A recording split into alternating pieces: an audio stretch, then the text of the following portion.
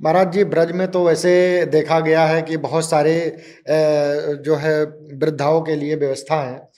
तो ऐसा क्या वानप्रस्थ क्या ऐसा स्पेशल कर रही है जो और आश्रम से अलग बनाता है? बहुत अच्छा प्रश्न है।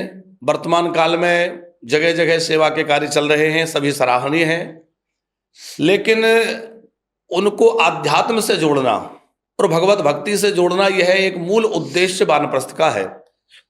क्योंकि केवल उनके बुढ़ापे को संवारना, उनको भोजन या दवाई का प्रबंध कर देना पर्याप्त नहीं है, बल्कि उनकी आध्यात्मिक खुराक, उनके मन की खुराक, उनको भजन, ध्यान, योग, सत्संग, साधना, संयम, ये सब भी प्राप्त हो। तो वो वानप्रस्थ का उद्देश्य है कि जो हमारे ऋषियों की परंपरा के अनुसार वहां उनको पूरा एक ऐसा दिनचर्या मिले। देखिए, ब्रजवास करने के लिए व्यक्ति अपना फ्लैट खरीद के रह सकता है, किराए के मकान में आकर रह सकता है, या किसी अन्य विकल्प के अनुसार भी ब्रजवास कर सकता है, पर वहां उनको वह वातावरण कहाँ मिलेगा जो वातावरण वानप्रस्थ का बनाया जा रहा है। आपको पता है कि वहां सवेरे नित्य प्रति योग, ध्यान, यज्ञ, पर सत्संग, संकीर्तन, तो एक ऐसा वातावरण रहता है कि जहां प्रातः जागने से लेकर रात्रि सोने तक पूरा भक्ति में वातावरण है। तो अपने आप व्यक्ति भजन से जुड़ जाता है, अपने आप उसके मुख से भगवान नाम निकलने लगता है और उसका जीवन अपने आप दिव्यता से भर जाता है और आध्यात्म में वह व्यक्ति लग जाता है और भगवान नाम के स्मरण के साथ शरीर छूटता है, तो निश्चित ही भगवत धाम की प्राप्ति होती है। महाराज जी, आपके अनुसार बुढ़ापे का असली आनंद किसमें है, सुविधा में या भक्ति में? देखिए, सुविधा में आनंद होता तो आज बड़े बड़े लोगों के पास बहुत सारी सुविधाएं हैं, वो बड़े प्रसन्न होते। संपत्ति से सुख मिला करता तो जो संपत्तिवान है वो सभी सुखी होते, पर ऐसा देखा नहीं जाता। संपत्ति से सुख नहीं मिलता, चाहे जो भी अवस्था हो, बुढ़ापा ही क्यों, कोई भी अवस्था हो, सुख जो है वो मन की अनुकूलता का विषय है। सुख और दुख क्या है, यदि इस पर विचार किया जाए तो मन की अनुकूलता सुख और मन की प्रतिकूलता दुख है।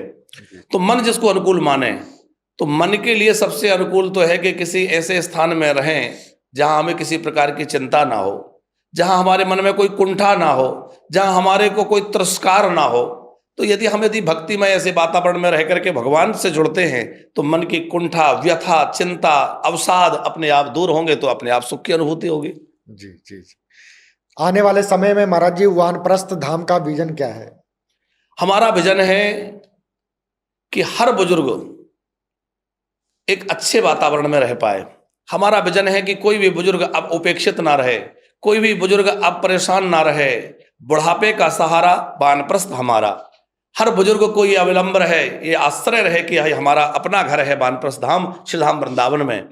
यदि घर में अनुकूलता नहीं है, घर में परेशानियां हो रही हैं, तो बच्चे नहीं हैं, बच्चे नहीं रखना चाहते हैं, बच्चों के साथ समन्वय नहीं हो पा रहा है, तो हमारे बुजुर्गों को परेशान ना होना पड़े, पीड़ित ना रहना पड़े, उनको चिंता में ना रहना पड़े। एक बड़ी चिंता होती है, दंपत्ति जब अकेले रहते हैं तो बुजुर्ग दंपत्ति के मन में एक गहरी चिंता होती है कि हम दोनों में से एक चला जाएगा तो दूसरा किसके सहारे रहेगा, क्योंकि वो बुढ़ापे में दोनों एक दूसरे का सहारा बन के जैसे तैसे समय बिता रहे हैं, एक दूसरे के लिए दवाई खिला रहे हैं, देखभाल कर रहे हैं, लेकिन उनको ये चिंता भी उम्र के साथ साथ बढ़ती है कि दो में से एक चला जाएगा तो क्या होगा।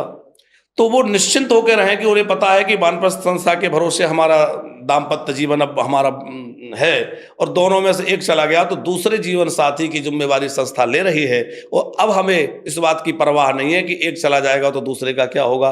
तो हर बुजुर्ग निश्चिंतता के साथ रहे, उसको भोजन की चिंता, बुढ़ापे में इलाज की चिंता, देखभाल की चिंता ना रहे।